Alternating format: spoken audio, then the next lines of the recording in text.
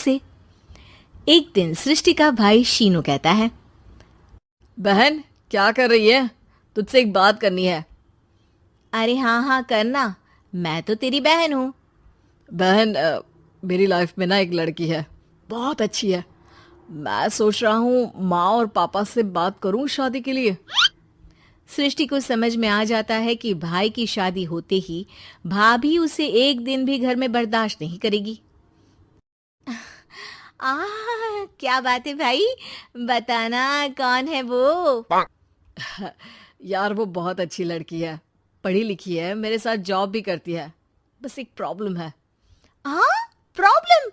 क्या प्रॉब्लम है भाई? यार वो शादीशुदा है, लेकिन उसके पति ने उसे सिर्फ इसलिए छोड़ दिया क्योंकि उसके माँ बाप दहेज नहीं दे पाए। सृष्टि ये सुनकर न जाने क्यों खुश हो जाती है। अरे भाई तो क्या हुआ, लड़की तुझे तो पसंद है ना? शीनू को लगता है कि बहन उसे समझ रही है। वो इस बात से अनजान होता है कि उसकी बहन की मंशा पूरा घर हड़पने की है।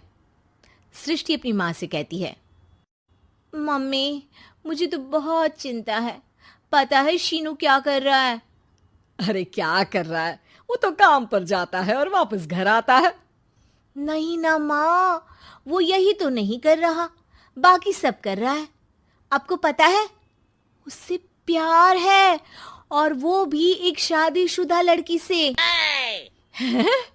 ये क्या हो गया? मैं सोसाइटी में क्या मुंह दिखाऊंगी? अरे तेरे पापा तो यही कहेंगे कि मैंने ही उसे बिगाड़ दिया है। माँ देखो, मेरी बात मानो, पापा पर भी विश्वास करने की जरूरत नहीं है। अब आप ही बताओ, पापा इतनी देर घर के बाहर रहते हैं क्यों, बोलो? अरे बेटा वो तो नौकरी करते हैं ना। तू बहुत भोली है माँ। पापा का ऑफिस तो 7 बजे खत्म हो जाता है, लेकिन देखो कितनी देर से आते हैं। अरे नहीं नहीं बेटा, ऐसी कोई बात नहीं है। सृष्टि माँ को एक औरत से बात करते पिता की फोटो दिखाती है। देखो माँ, कैसे हैं पापा? मैं ना कहती थी कि पापा सही नहीं है। मैं तेरे पापा से बात करूंगी, दे फोटो मुझे। ओ माँ, वो तो डिलीट हो गई। लेकिन चल, तूने तो देख लिया ना। पापा से बाद में बात कर लेना, और हाँ, मेरा नाम बिल्कुल मत लेना, हाँ माँ। अब क्या था, सृष्टि के माँ और पिता के बीच झगड़ा होना शुरू हो जाता है। सृष्टि के मन में क्या चल रहा था कोई नहीं जानता था। एक दिन, माँ सृष्टि के लिए एक लड़का देखा है, वो लोग शाम को उसे देखने आने वाले हैं। और हाँ माँ, एक खुशखबरी, मैं और पापा मिलकर एक नया बिजनेस ट्राई कर रहे हैं। शाम को लड़का आता है, सांवले रंग का। सृष्टि को तो बिल्कुल भी पसंद नहीं आता। लड़की की माँ कहती है, लड़की का चेहरा तो कोई खास नहीं, लेकिन अगर मेरे बेटे को आप लोग सेटल कर दें तो मैं उसकी शादी आपकी बेटी से करवा दूं। सृष्टि को लड़का बिल्कुल पसंद नहीं था। उसे भाई पर गुस्सा आ जाता है। लड़के वालों के जाने के बाद कहती है, माँ देखा, शीनू मेरे लिए कैसा लड़का लेकर आया, न दिखाने लायक न सुनने लायक, सेटल भी नहीं, वो भी हम करे। अरे माँ, मैं जानती हूँ ये मेरी शादी किसी भी घर में क्यों करवाना चाहता है। अरे कैसी बात कर रही है बहन, तूने तो देखा ना, लड़के को मैंने ही मना कर दिया तुझसे शादी के लिए। जिसने लड़का बताया था उसने उसकी बहुत तारीफ की थी।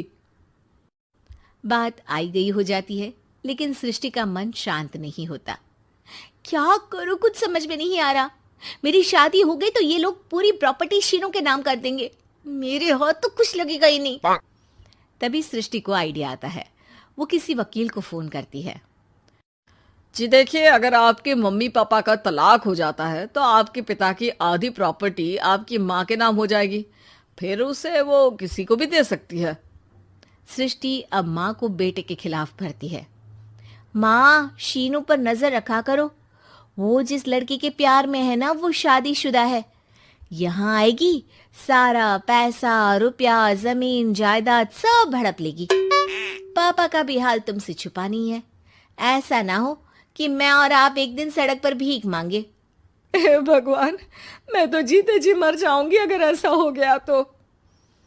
ऐसा हो गया नहीं माँ, ऐसा ही होगा। अभी समय है, आगे का सोच लो।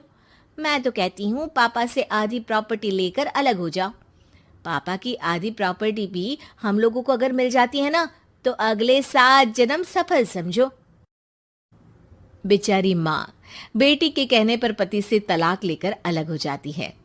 सृष्टि अब पैसों से गाड़ी और अपने दूसरे महंगे शौक पूरे करने लगी। उसके दोस्त भी उसके पैसे इस्तेमाल करते। सृष्टि, कल तुम कहाँ थी? मैं सारा दिन घर पर अकेली थी। तो मैं क्या करूं? मैंने ठेका तो नहीं लिया है ना तुम्हें संभालने का। माँ को सृष्टि से ये उम्मीद नहीं थी। वो बैठकर रोने लगती है। वहीं उसका पति यानी कि सृष्टि के पिता आ जाते हैं। मैं जानता था कि तुम्हारा यही हाल होगा, तो आपने मुझे रोका क्यों नहीं? मैं रोकता तो तुम रुकती क्या? सृष्टि के कहने पर तुमने मुझ पर अपने बेटे पर शक किया, लेकिन तुम ये भूल गई कि कैसे हम दोनों ने मिलकर जीवन में इतना सब खड़ा किया। माँ पति के गले लग जाती है। मुझे माफ कर दीजिए, मैंने आपकी कमाई का एक बड़ा हिस्सा गवा दिया। कोई बात नहीं, तुम साथ हो तो मैं ऐसी 7 प्रॉपर्टी खड़ी कर दूंगा। तभी वहां सृष्टि आ जाती है रोते हुए। माँ, मयंक ने मुझे छोड़ दिया। वो बोल रहा था जब तक मेरे पास पैसे थे तब तक ही वो मेरे साथ था। पापा, माँ, मुझे माफ